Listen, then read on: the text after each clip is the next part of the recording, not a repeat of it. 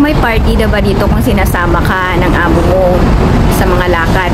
May mga amo na sinasama ka, lalo na pag may alaga kang bata na maliit. Kailangan mong isama kasi kailangan mong alagaan at i-assist yung amo mo sa alaga mo. Yung mga alam ko ng mga party na sinasama ka is yung Chinese New Year, yung mga Christmas celebration na pumupunta silang bahay-bahay, nagdi-dinner, yung pagpupuntang restaurant na makipag-meet up sa friends, sa relatives, isasama ka niyan. Depende sa amo at sa pangangailangan ng amo sa'yo. Parehas daw kami, yung job order niya daw is 2 pusa at 1 bata. Okay lang yan sis, hindi naman alagain yung pusa.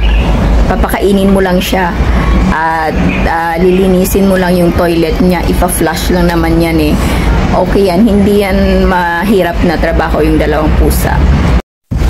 Yes, pag bago ka pa lang, isip mo muna yung bibig mo.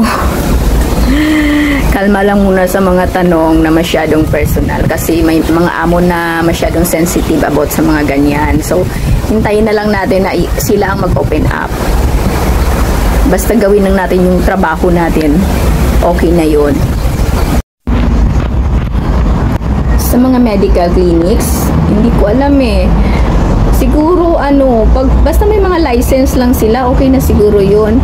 Usually yung mga agency naman yan ang magsasabi kung saang clinic kayo magpapamedical, kaya no worries.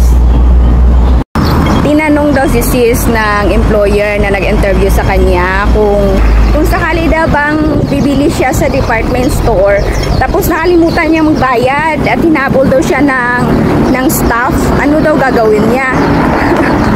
First time ko makarinig ng employer na nagtanong ng ganyan. Pero kung ako ang tatanungin pwede mo naman sabihin na dapat talaga wag kalimutan na magbayad.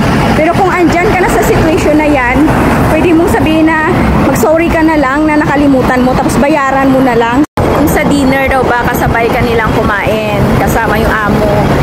Ako, sa na-experience ko, yung 3 naging amo ko, sinasabay nila ako sa pagkain.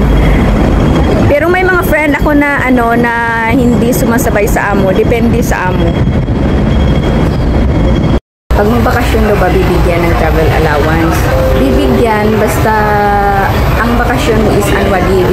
Magastos talaga mag-day off guys, as in. Kasi ikaw bahala sa breakfast mo, lunch, tsaka dinner, merienda pa. Pag day off, kung gagala-gala ka pa o transportation pa, yan yung paggastusan mo dito pag mag-day off ka. Tama si sis, magastos, pero nakakapag-relax ka naman at saka parang nare-recharge ka every week kasi once a week yung day off dito.